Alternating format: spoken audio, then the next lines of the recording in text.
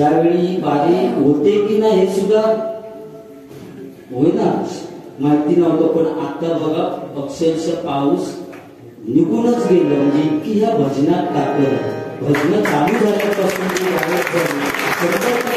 म्हणजे आपल्या समोरचं उदाहरण आहे. इतक्या भजनात या ताकद आहे. आणि तसंच सांगण्याचं उद्दिष्ट म्हणजे की आपल्या आई वडिलांवर प्रेम करा, त्यांना कधी दुःखी ठेवू नका, त्यांची सेवा करा, कारण आई ती आई असते.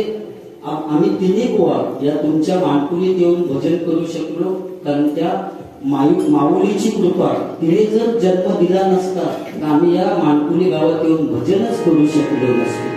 त्यामुळे आई ती आई असते, तिला आपण सूर्याची सुद्धा उपमा देऊ शकत नाही, कारण ज्यावेळी ऊन जास्त पडतं त्यावेळी लोक सावलीसाठी झाडाखाली जातात. पण आई अशी एक व्यक्ती आहे की 80 वर्षाची म्हातारी जरी झाली तरी तेवढीच सावली आपल्या मुलाला देते. ती एकमेव व्यक्ती म्हणजे आई. आणि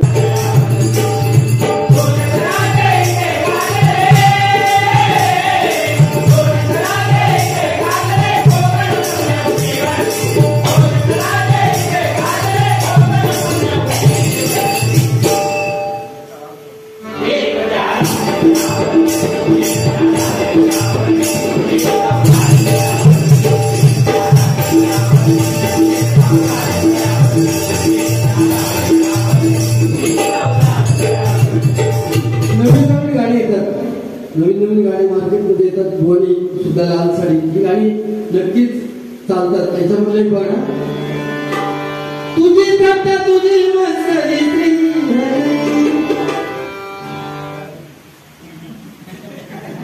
दुसरा नंबर आला.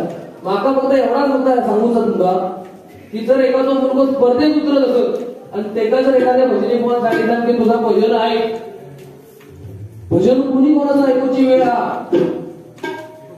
मायबाप शोधे कुडाळ तालुका येऊ आणि इव्हन माझ्या देवगड तालुका ज्याप्रमाणे घरोघरी भजने बोवा त्याप्रमाणे बोवा या कुडाळ तालुक्यात रत्न एकापेक्षा एक. त्यामुळे कुणी भजन ऐकूची गरज कोणा का सांगूची गरज कोणा नाही. बुवा मी काय जास्त हा मुद्दा चालवत नाही, पण अजून काही फक्त ह्या मुद्द्यात जास्त तुम्ही बोलू नका, कारण काय चुका काढायला गेलो तर मी पण आहे बुवा. आणि राहता राहिल्याविषयी बुवाने पटकन म्हटलं काय की अगोदर गेलं होतं काय केलं